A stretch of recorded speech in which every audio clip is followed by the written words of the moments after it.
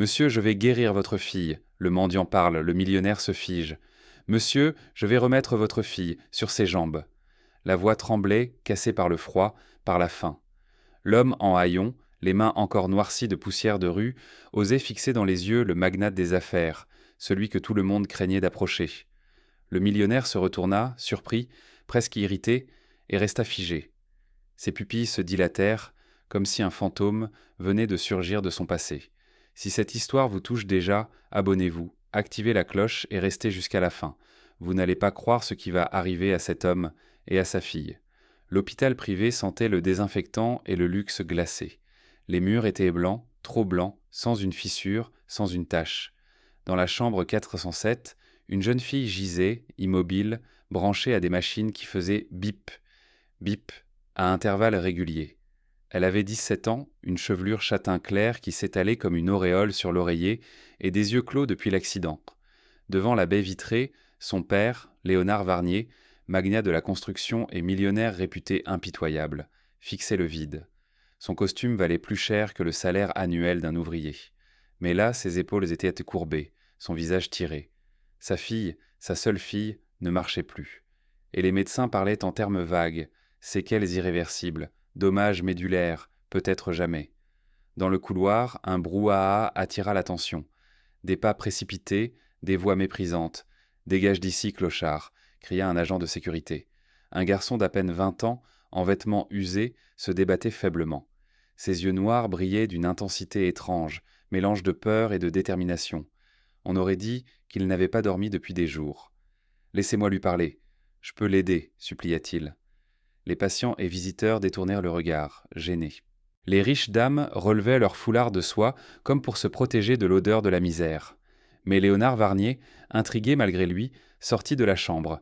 Et alors ce fut la phrase « Monsieur, je vais remettre votre fille sur ses jambes. » Silence. Le monde sembla se figer. L'air sentait le désinfectant, mais derrière, une odeur âcre de sueur et de poussière de rue s'imposait. Léonard Varnier fronça les sourcils. Un mélange de colère et d'effroi traversa son visage. Son regard se planta sur le garçon, et ses lèvres blêmirent. Car ce visage, malgré la barbe naissante, malgré la crasse, il le connaissait. Le silence s'épaissit dans le couloir de l'hôpital. Le millionnaire Varnier fixait le jeune vagabond comme s'il voyait un spectre. Les agents de sécurité hésitaient, surpris par l'absence de réaction de leur patron. « Toi !» murmura Léonard, presque sans voix. Le garçon le regarda droit dans les yeux. Malgré ses vêtements déchirés, ses joues creusées et ses mains couvertes de petites plaies, il y avait dans son regard une dignité farouche, un éclat qui déroutait. « Vous vous souvenez de moi, monsieur ?» dit-il enfin. Une sueur glacée coula dans le dos de Varnier. Des images qu'il croyait enterrées depuis plus de 10 ans ressurgissaient. Une petite maison dans un quartier ouvrier, des cris, un chantier interrompu, et ce regard, le même, mais plus jeune, brûlant de colère et de douleur. « Impossible !» balbutia le millionnaire. « Pas impossible !» répondit le garçon. « Je suis vivant, et je peux sauver votre fille. » Les spectateurs autour échangèrent des regards perplexes. L'agent de sécurité s'avança. « Monsieur, on l'évacue ?» Mais Léonard leva la main. Sa voix, habituellement tranchante et autoritaire, était tremblante. « Non, pas encore. » Il s'approcha du garçon, si près qu'il sentit l'odeur de la rue, ce mélange d'humidité, de tabac froid et de poussière. Sa mâchoire se contracta. « Comment t'appelles-tu ?»« Samir, » dit-il sans détour. Le nom frappa Varnier comme un coup de massue. Oui, il s'en souvenait. C'était l'enfant de ce maçon, un immigré qu'il avait renvoyé du chantier après un conflit violent. Quelques semaines plus tard, l'homme était mort dans un accident jamais vraiment élucidé. On avait parlé de chute, de négligence. Mais dans les yeux du fils, il y avait toujours eu autre chose, une accusation muette. Varnier se recula d'un pas comme si l'air manquait. « Qu'est-ce que tu veux, Samir ? De l'argent ?» Le garçon secoua la tête, ses lèvres tremblantes mais fermes. « Non, pas un centime. Je veux prouver que je peux aider votre fille. Elle peut marcher. Mais vous devez me laisser essayer. » Un éclat de rire cynique éclata derrière. Un médecin en blouse blanche qui venait d'arriver et avait entendu la fin. « Quelle plaisanterie. Monsieur Varnier, ce jeune homme délire. Vous savez ce que votre fille a subi. Fracture vertébrale, lésion irréversible. Seuls des spécialistes internationaux pourraient peut-être... Et encore. » Samir serra les poings. Les spécialistes vous disent irréversible, parce qu'ils ne connaissent pas. Moi, je connais. J'ai appris autrement. Dans les rues, auprès de guérisseurs que vous ne consulterez jamais, auprès de gens qui ne portent pas de blouse, mais qui savent. Un murmure parcourut le couloir. Certains ricanèrent, d'autres observaient, intrigués. Varnier, lui, vacillait intérieurement. Son instinct d'homme d'affaires lui hurlait que tout cela était absurde. Mais une part de lui, celle de père désespéré, hésitait. Il regarda sa fille à travers la vitre. Son cœur se serra. Puis, de nouveau, il croisa le regard du garçon, un regard qu'il aurait voulu oublier à jamais. « Si je vous laisse entrer, » dit-il à voix basse, « qu'arrivera-t-il si vous échouez ?» Samir le fixa, et ses mots tombèrent comme une sentence. « Si j'échoue, je disparais. Vous ne me reverrez jamais. » Un silence de plomb s'abattit. On entendait seulement les bips, bips de la machine dans la chambre. Léonard Varnier inspira profondément, le visage crispé, puis prononça « Très bien. Mais une seule chance. Une seule. » Les yeux de Samir brillèrent d'une lueur étrange, comme si, au milieu de cette bataille impossible, il venait de reprendre vie. La porte de la chambre 407 se referma derrière eux avec un claquement sec. Samir resta immobile quelques secondes, comme pour absorber l'atmosphère de la pièce. L'air sentait le désinfectant, le plastique des machines, et aussi un parfum plus doux, celui de la jeune fille, mélangé à la cire des cheveux châtains qui reposaient sur l'oreiller. Elle paraissait si fragile, presque irréelle. Ses paupières closes vibraient légèrement, ses mains fines, posées sur le drap blanc, ne bougeaient pas. « Ne la touchez pas », lança brusquement le médecin resté dans la pièce, prêt à intervenir. Mais Varnier leva la main. « Laissez. » Un silence pesant s'installa. Les secondes s'étiraient, ponctuées seulement par le bip, bip de la machine. Samir s'approcha du lit, lentement, comme si chaque pas était un rituel. Ses doigts tremblaient, mais pas de peur, d'une intensité contenue. Il posa 2 doigts sur le poignet de la jeune fille, ferma les yeux. Il semblait écouter, comme si un langage secret battait sous la peau. Sa respiration s'accorda avec celle de la malade, créant une étrange harmonie. « Vous croyez vraiment à ces enfantillages » murmura le médecin, outré. Samir ne répondit pas. Il inspira profondément, puis murmura « Je sens le blocage. Ce n'est pas fini. Elle n'est pas perdue. » Ces mots résonnèrent étrangement dans la pièce. Varnier, crispé, se rapprocha du lit. Une partie de lui voulait hurler que c'était absurde, mais une autre observait, hypnotisée. Soudain, la jeune fille gémit. Un son faible, à peine perceptible, mais réel. Tout le monde sursauta. Les yeux de Varnier s'écarquillèrent. « Elle a bougé ?» Le médecin fronça les sourcils. Réflexe nerveux. Rien de plus. Samir sourit tristement. « Non. C'est elle. Elle entend. Elle lutte. » Il commença à masser doucement le long des bras, puis près de la nuque, comme s'il suivait un trajet invisible. Ses gestes étaient précis, presque savants. Mais alors qu'il se penchait, quelque chose tomba de sa poche, un petit flacon en verre rempli d'un liquide brunâtre. L'infirmière qui observait s'écria « Qu'est-ce que c'est que ça ? Une drogue ? Un poison ?» Tous les regards se braquèrent sur Samir. Ses traits se figèrent, ses doigts serrèrent instinctivement le flacon. Pendant une seconde, la suspicion remplit l'air comme une brume épaisse. Varnier fit un pas en avant, son visage redevenu dur, méfiant. « Qu'est-ce que tu caches, Samir ?» Le garçon avala difficilement sa salive. Son regard, cette fois, vacilla.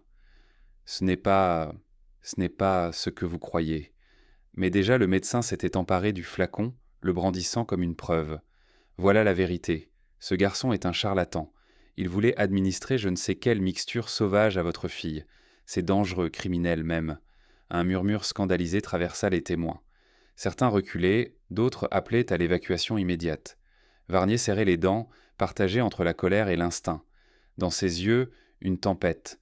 Devait-il croire ce garçon qui prétendait sauver sa fille, ou admettre qu'il avait ouvert la porte à un imposteur capable de la tuer? Samir, les poings crispés, lança d'une voix presque cassée « Donnez-moi 1 minute. Une seule. Si je mens, je pars. Mais si vous m'arrêtez maintenant, elle restera clouée au lit pour toujours. » Ses yeux se plantèrent dans ceux de Varnier, implorants et farouches à la fois. La pièce entière retint son souffle. Le millionnaire, le médecin, l'infirmière, même les machines semblaient attendre sa réponse. « 1 minute, » dit Varnier d'une voix basse mais inflexible. « Personne ne le touche. Pas encore. » Le médecin haussa les épaules, outré. C'est un hôpital, pas une foire. Ce flacon est une bombe sanitaire. Samir, la gorge sèche, dévissa lentement le bouchon. Une odeur chaude se répandit aussitôt. Menthe, girofle, une pointe de résine, comme un atelier de menuisier un soir d'hiver. Ce n'est pas une drogue, dit-il. C'est une huile de massage à base d'arnica et de Golteri. On l'utilise pour chauffer les tissus, pas pour endormir les gens. Je n'en mettrai pas sur elle si vous refusez. L'infirmière plissa le nez entre méfiance et curiosité. Sur l'étiquette manuscrite, on lisait, au stylo bleu, Awa les mélanges néo-deux. Awa, fit-elle. C'est qui? Une femme qui tient un dispensaire de fortune près du canal. Elle a appris en Afrique, puis auprès d'un kiné radié ici. Personne ne veut d'eux, mais ils soignent ceux que vous ne regardez pas. C'est chez elle que j'ai passé mes nuits. Après, il ne finit pas. Son regard dévia vers Varnier, qui serra la mâchoire. Un mot sans voix passa entre eux, après l'accident. Tu n'utiliseras rien, trancha le millionnaire. Ni huile, ni mélange. Si tu dois faire quelque chose, tu le feras avec tes mains, sous les yeux de tout le monde. 10 minutes. Et je veux l'infirmière ici, caméra du téléphone allumée. Je ne tolérerai aucune improvisation dangereuse. Le médecin soupira avec mépris. Vous vous rendez complice d'un cirque. Alors restez et notez chaque geste, répliqua Varnier sans le regarder. Samir inspira, hocha la tête. Il s'avança jusqu'au lit. Comment s'appelle-t-elle? Clémence, dit Varnier après une seconde d'hésitation. Clémence, murmura Samir, comme on s'adresse à quelqu'un qui dort trop profondément. Je vais te parler doucement. Tu n'as rien à faire. Juste écouter ton propre souffle. Il posa ses doigts au niveau des trapèzes, là où la nuque rejoint les épaules. Ses mains étaient calleuses, mais ses gestes étonnamment délicats. Il pressa, relâcha, revint, cherchant un rythme, un dialogue sous la peau. Sa respiration est trop superficielle, nota-t-il. Laissez-moi. Il glissa une main sous l'omoplate, l'autre sur le sternum, et coordonna sa propre respiration à celle de Clémence, comme s'il lui prêtait son souffle. Le bip, bip, mesurait l'attente. 1 temps, 2, 3. Arrêtez cette comédie, siffla le médecin. Au même instant, un frémissement passa dans la main gauche de la jeune fille, infime, tellement infime qu'on aurait pu le rêver. L'infirmière retint un hoquet. « Vous avez vu ?»« Réflexe encore, » marmonna le médecin. Samir ne répondit pas. Il déposa l'huile, bouchon ouvert, dans la poubelle métallique. L'odeur persista, comme une chaleur discrète qui s'infiltrait. « Clémence, reprit-il, tu vas te souvenir d'une marche, d'un escalier que tu montes. Une marche après l'autre. Tes pieds sont lourds, mais ils savent. » Il saisit le pied droit, exerça une traction douce, puis un mouvement de glissement le long du mollet, comme s'il déroulait un fil. Ses pouces repéraient des zones dures, nodulaires, où la peau se crispait. Ça s'appelle des mobilisations nerveuses, expliqua-t-il, sans quitter le pied. Les nerfs aiment qu'on leur rappelle qu'ils existent. Tu n'es pas kiné, lança le médecin. Tu répètes des mots que tu ne comprends pas. Mon père est tombé d'un de vos échafaudages, dit Samir à voix basse, sans lever les yeux. On a dit que c'était sa faute. Personne n'a voulu l'entendre. J'ai appris parce que ma rage ne savait plus où aller, alors je l'ai mise dans mes mains. Je ne demande pas qu'on me croie. Je demande qu'on la laisse respirer autrement pendant 10 minutes. La phrase étrange resta en suspens. Varnier déglutit. Il voyait la bouche de sa fille, la bouche, si familière, s'ouvrir légèrement comme pour happer une bouffée d'air plus profonde. « Encore, » murmura Samir, très bas. « Voilà. » Le bip changea de cadence. Pas un miracle, un infime déplacement, une variation. L'infirmière, les yeux brillants, filmait. « Clémence, tu m'entends ? Serre mon doigt si tu m'entends. » Long silence, puis un contact, faible, fragile, incontestable. Les pupilles de Varnier s'humidifièrent. Le médecin blêmit, cherchant une explication acceptable à prononcer. La poignée de la porte tourna brusquement. Un uniforme bleu entra, suivi de l'agent de sécurité. « Police. On nous a signalé un intrus dangereux avec des substances illicites. » Le métal d'une paire de menottes scintilla sous la lumière froide. « Lâchez ses pieds et levez-vous, » ordonna le policier, ton sec. Samir ne bougea pas. Il appuya une dernière fois sur un point, près de la cheville, les yeux fixés sur le visage de Clémence. « Pas maintenant, » souffla-t-il. « Si vous me tirez, elle va hyperventiler. »« Immédiatement, » répéta la voix. Le cliquetis des menottes se rapprochait du poignet de Samir, et au même moment, les lèvres de Clémence tremblèrent, formant un son rauque, minuscule, pourtant audible. « Pas. Le policier s'immobilisa. Varnier se tourna d'un bond, sidéré.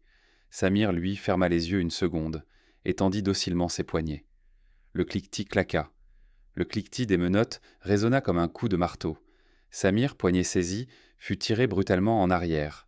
La chaise de l'infirmière se renversa dans le mouvement, cognant contre le mur. « Non !» s'écria-t-elle. « Vous n'avez pas vu ? Elle a parlé !» Clémence, sur le lit, murmurait encore, lèvres tremblantes. « Pas. » Le millionnaire blêmit. Ses yeux ne quittaient pas le visage de sa fille. Son cœur battait si fort qu'il couvrait presque le bip-bip des machines. « Vous avez entendu ?» souffla-t-il, la voix étranglée. « Hallucination sonore, trancha le médecin, crispé. Ce garçon manipule tout le monde avec ses tours. Il faut le sortir d'ici immédiatement. » Mais Varnier, vacillant, balaya la salle du regard. L'infirmière hochait frénétiquement la tête. « Non, je l'ai filmée. Elle a bougé. Elle a parlé. » Le policier serra plus fort le bras de Samir. « Ça, c'est à la justice de décider. Ce type transporte des substances douteuses. On a reçu une plainte anonyme, monsieur. » Samir tourna la tête vers Varnier, ses yeux noirs brûlant d'un mélange de défi et de supplication. « C'est faux. On veut me faire taire. Comme on a fait taire mon père. » Le mot tomba comme une pierre. La gorge de Varnier se noua. Il sentit les regards converger vers lui, lourds, soupçonneux. Le passé qu'il fuyait semblait se dresser soudain, incarné dans ce garçon qu'on menottait. « Quelle plainte ?» demanda-t-il, la voix dure. « Qui l'a déposée ?» Le policier hésita. Il consulta son carnet. « Le docteur Giraud, ici présent. » Un souffle de stupeur parcourut la pièce. Le médecin, crispé, leva le menton. « J'ai vu ce flacon. Ce garçon voulait administrer un produit non identifié. Je n'avais pas le choix. C'était mon devoir. » Samir éclata, la voix brisée. « Vous mentez. Vous savez que ce n'était qu'une huile. Vous voulez me salir pour protéger vos propres échecs. » Les mots claquaient, mais l'uniforme bleu tirait déjà sur ses bras. Les menottes s'enfonçaient dans la peau maigre de ses poignets. Varnier recula d'un pas, perdu. Sa fille et son sang avaient bougé. Mais si Samir était vraiment un charlatan ? Et si, en s'opposant à la police, il se couvrait de ridicule ?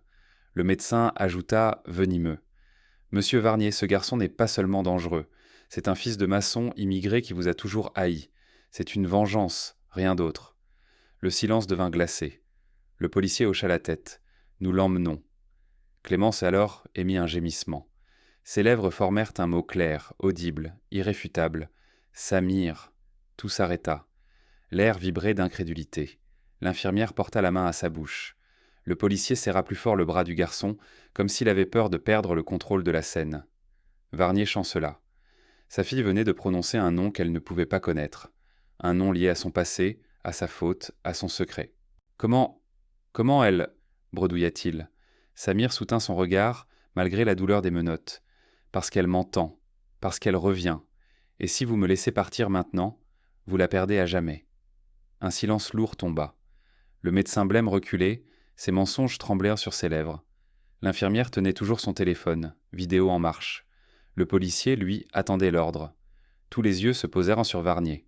Lui seul pouvait décider. Le silence dura une éternité. Les yeux de Clémence, entr'ouverts, cherchaient un repère dans la lumière crue de la chambre. Ses lèvres remuaient encore faiblement, et dans l'air flottait ce nom impossible, Samir. Le policier, agacé, secoua le garçon comme pour briser l'envoûtement. « On y va, c'est terminé. » Mais soudain la voix de Varnier claqua, nette, implacable. « Non. » La pièce entière s'immobilisa. « Monsieur » s'étrangla le médecin. Varnier fit un pas en avant, ses yeux fixant le policier.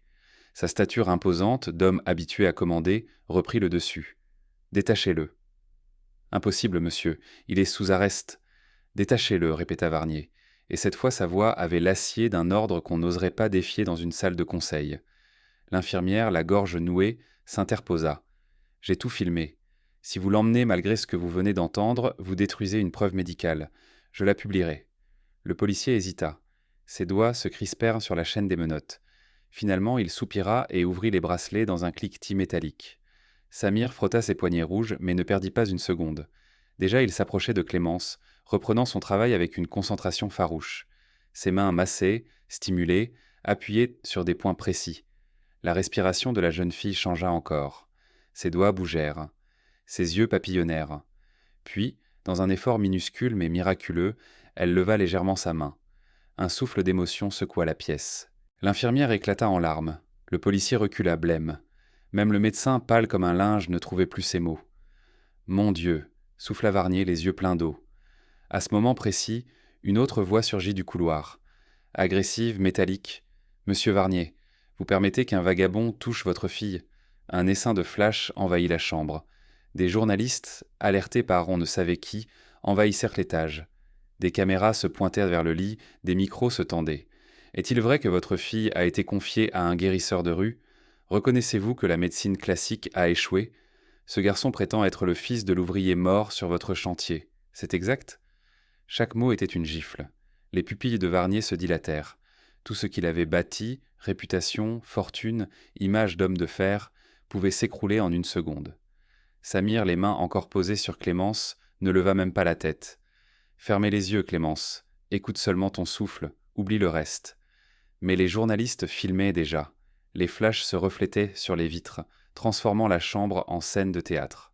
Le médecin, voyant son autorité piétiner, s'empressa d'ajouter de l'huile sur le feu. « Monsieur Varnier, vous laissez une adolescente vulnérable être manipulée par un marginal sans diplôme. C'est irresponsable. » Les caméras se braquèrent sur le magnate. Le monde retenait son souffle. Varnier, pris entre deux feux, la honte publique ou la vérité qui se dessinait sous ses yeux, sentit son cœur exploser dans sa poitrine. Ses doigts tremblaient. Mais sa voix, quand elle sortit, était claire. Si croire en lui, c'est être irresponsable. Alors je le suis. Ce garçon a fait ce que vous avez tous échoué à faire. Et si vous voulez un coupable, accusez-moi. Un tonnerre de questions s'abattit. Mais dans ce chaos, Clémence ouvrit enfin les yeux. Deux perles claires, hésitantes mais vivantes, fixèrent la silhouette penchée au-dessus d'elle. « Papa !» murmura-t-elle, la voix rauque mais distincte. Le millionnaire, frappé de plein fouet, chancela. Les journalistes hurlèrent, les caméras cliquetaient, et Samir, lui, sentait déjà que l'orage ne faisait que commencer. Le couloir de l'hôpital ressemblait à une ruche enragée. Caméras, micros, journalistes criant les uns par-dessus les autres. Un millionnaire sauvé par un mendiant ? La médecine française ridiculisée par un guérisseur de rue. Monsieur Varnier, est-ce une manipulation médiatique ? Les flashs éclataient comme des coups de tonnerre. Le visage de Varnier, d'ordinaire fermé et froid, se durcissait encore. Ses bras entouraient presque sa fille, assise maintenant à demi, les yeux entr'ouverts, fragile mais consciente. Samir, debout derrière elle, encaissait les regards comme des pierres lancées. Il n'avait plus peur pour lui, seulement pour elle. « Sortez d'ici !» ordonna Varnier d'une voix de fer. « Ma fille n'est pas un spectacle. » Les agents de sécurité repoussèrent en la foule, mais déjà les images circulaient. Des vidéos en direct affluaient sur les réseaux. Tom Miracle ou charlatan, hôpital du scandale, fil de Varnier. Le médecin Giraud, blême de rage, sortit dans le hall et déclara face aux caméras. « Ce jeune homme est un imposteur. Il manipule une famille en détresse. Nous avons saisi un flacon suspect. L'hôpital porte plainte. » « Mensonge !» répliqua l'infirmière en surgissant, son téléphone brandi. Elle diffusa la vidéo, la main de Clémence bougeant, ses lèvres murmurant Samir. Les réseaux explosèrent de commentaires contradictoires. « Regardez, c'est filmé, elle revient. Encore un charlatan qui profite de la misère humaine. Si ça marche, pourquoi la médecine officielle n'en parle jamais ?» Le policier, mal à l'aise, hésitait dans un coin. Ses ordres s'effritaient devant la vérité brute que le monde entier voyait désormais. Mais une rumeur monta, venimeuse. Des tweets anonymes circulaient, Samir a un casier, Samir a volé, Samir est violent. Des images floues d'arrestations passées, de simples contrôles de rue, ressortaient, et, en filigrane, une odeur de racisme, fils d'immigrés, squat, délinquant. Samir sentit la colère lui mordre la gorge, tout recommencer. Peu importait ce qu'il faisait, son nom serait sali. Son souffle se brisa. Varnier, lui, voyait l'onde grossir.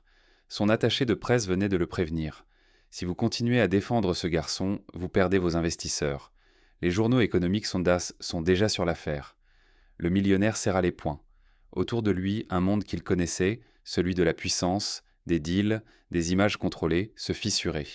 Pour la première fois, il devait choisir non pas entre l'argent et plus d'argent, mais entre son image et la vérité. Clémence, faiblement, posa sa main sur son bras. Ses doigts tremblaient, mais son regard était clair. « Papa, crois-le. » Un silence immense engloutit ses doutes. Sa fille venait de lui offrir une vérité simple, indiscutable. Alors il se redressa et, face aux caméras, déclara « Ce garçon s'appelle Samir. Il n'est pas un charlatan. Il est celui qui a fait ce que des dizaines de médecins n'ont pas pu faire. Vous pouvez me menacer de faillite, de scandale, de tout ce que vous voulez, mais vous ne toucherez pas à lui. » Le hall explosa en cris, en flashs, en chaos. Le médecin Giraud blêmit, recula puis sortit, accablé de huées. Mais dans les coulisses, une ombre s'agitait déjà. Un avocat, un procureur, des réseaux entiers prêts à broyer Samir. Le scandale ne faisait que commencer, et il était clair qu'une main invisible poussait pour l'écraser. Samir ferma les yeux une seconde. Il savait que la tempête ne s'arrêtait pas ici. Mais dans le silence de son cœur, une phrase résonnait encore. « Papa, crois-le. » Et ce fut comme un serment. L'affaire explosa comme une bombe. Les chaînes d'infos passaient en boucle les images de Clémence ouvrant les yeux, prononçant un nom que personne n'attendait. Samir. Les plateaux se divisaient. « Charlatanisme dangereux !» cria certains médecins. « Miracle humain !» défendirent d'autres voix émues. Dans les rues, des pancartes fleurissaient « Justice pour Samir ». D'autres, plus sombres, « La science, pas la magie ». Au tribunal, quelques jours plus tard, Samir se retrouva dans le box des accusés. Flacon brandi comme pièce à conviction, rumeur de passé trouble répétée par la presse. Mais dans la salle, au premier rang, Léonard Varnier et sa fille, encore pâle mais debout sur ses propres jambes, attendaient. « Votre honneur, dit l'avocat du parquet, nous avons affaire à un marginal sans diplôme, un imposteur qui a mis en danger la vie d'une mineure. » Samir baissa la tête. Il s'attendait à l'écrasement, comme toujours. Mais soudain, Clémence se leva. Ses pas étaient hésitants, mais chaque pas résonnait comme un coup de marteau dans le silence de la salle. « Je m'appelle Clémence Varnier, » dit-elle d'une voix fragile mais claire. « On m'avait condamné à l'immobilité. Sans lui, je serais encore allongé. Ce n'est pas un charlatan, c'est mon sauveur. » Un murmure parcourut la salle. L'infirmière, appelée à la barre, diffusa la vidéo enregistrée. On vit ses doigts bouger, ses lèvres murmurer Samir. Impossible de nier. Le juge, troublé, prononça enfin « Le tribunal classe l'affaire. Aucune charge retenue. » Un souffle de soulagement secoua la salle. Les applaudissements éclatèrent, malgré le marteau du juge. Samir, tremblant, leva les yeux. Varnier, qui n'avait pas bougé depuis le début, se leva enfin. Il avança lentement vers lui. Tous retenèrent leur souffle. Puis, contre toute attente, le millionnaire posa sa main sur son épaule. « Pardonne-moi, dit-il simplement, la voix brisée. J'ai détruit ton père, mais tu viens de sauver ce que j'ai de plus précieux. Je ne pourrai jamais réparer, mais je ne te laisserai plus seul. » Les yeux de Samir se remplirent de larmes qu'il retenait depuis des années. Pour la première fois, il n'avait pas besoin de mots. Quelques mois plus tard, un petit cabinet discret dans un quartier populaire. Sur la porte, centre de rééducation solidaire, Samir et Clémence. À l'intérieur, une dizaine de patients de tous âges réapprennent à marcher, à bouger, sous les gestes patients du garçon. Clémence, en blouse claire, prend des notes, encourage, rit doucement. Dans un coin, Varnier, plus simple qu'avant, observe en silence. Lui qui ne croyait qu'en l'argent, découvre une autre richesse. Voir sa fille debout, voir ce garçon qu'il avait méprisé bâtir une œuvre de justice. Dehors, le soleil se couche sur la ville. Et dans l'air flotte cette phrase qu'on n'oubliera jamais. « Monsieur, je vais remettre votre fille sur ses jambes. » Une phrase de mendiant qui fit trembler tout un empire. La dignité ne s'achète pas. Là où le pouvoir échoue, la vérité et la foi dans l'humain triomphent.